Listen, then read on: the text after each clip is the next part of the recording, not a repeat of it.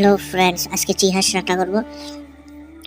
প্রথমত এগুলোকে ধুয়ে ভালো করে পরিষ্কার করে কুকারে দিয়ে দিতে হবে, কারণ ডাইরেক্ট রান্না করলে প্রচুর সময় নেয়।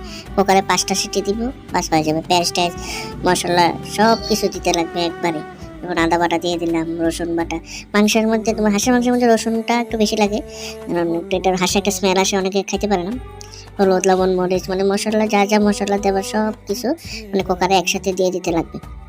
কারণ এই কুকারে যেগুলো দিব এগুলি পরবর্তী সময় আবার মানে রান্নার ক্ষেত্রে কাজে লাগবে। এক্সট্রা কোনো জল দেওয়া হইতো না, বাস সব কিছু দিয়ে এখন জিরাটা দিয়ে দেবো। জিরা তো অবশ্যই লাগবে, জিরা ছাড়া হইতো না। তারপর আমরা এখানে তোমার সরিষার তেলটা ইউজ করবো।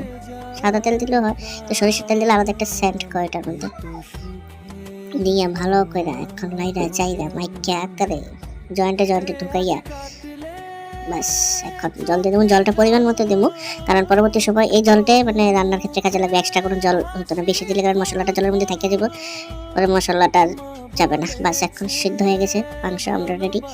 এখন কড়াইতে তেল দিয়ে দেবো, পেঁয়াজ কুচি দিয়ে দেবো। তারপর তোমার একটু আদা, রসুন সব কিছু আবার দিয়ে দেবো। দিয়ে ভালো করে একটু স্যান্ড আইতে লাগে, কারণ আদা রসুনগুলো একটু ভাজা ভাজা হলে একটা স্যান্ড আই, ওই স্যান্ড আইতে লাগবে, নাহলে টেস্ট হতো না। তারপর তোমার হলুদ, লবণ, জিরা, ধনিয়া সব কিছু আবার এই যে তোমার তেলটার মধ্যে দিয়ে দিতে লাগবে। দিয়ে ভালো করে এটা তোমার মানে মিক্সড করতে লাগবো। নেক্সট করে সেটা বাস এখন তোমার মাংসগুলো যে কুকারের যে মাংসগুলো এগুলো দিয়ে দেবো। বাস দিয়া লাইরা চাইরা এখন বাস হালকা গ্রেভি গ্রেভি হবে। আলুগুলো দিছি, আলুগুলো ভেঙে নেবো, ভাঙলে গ্রেভি হয়ে যাবে একদম মাখা মাখা মাখা মাখা। তারপর দিয়ে দিলাম ধনিয়া পাতা সস্তা তাই দিয়ে দিছি। বাস দেখো বন্ধুরা, খুব দেখতে খুব সুন্দর হয়েছে, খাইতেও খুব টেস্ট।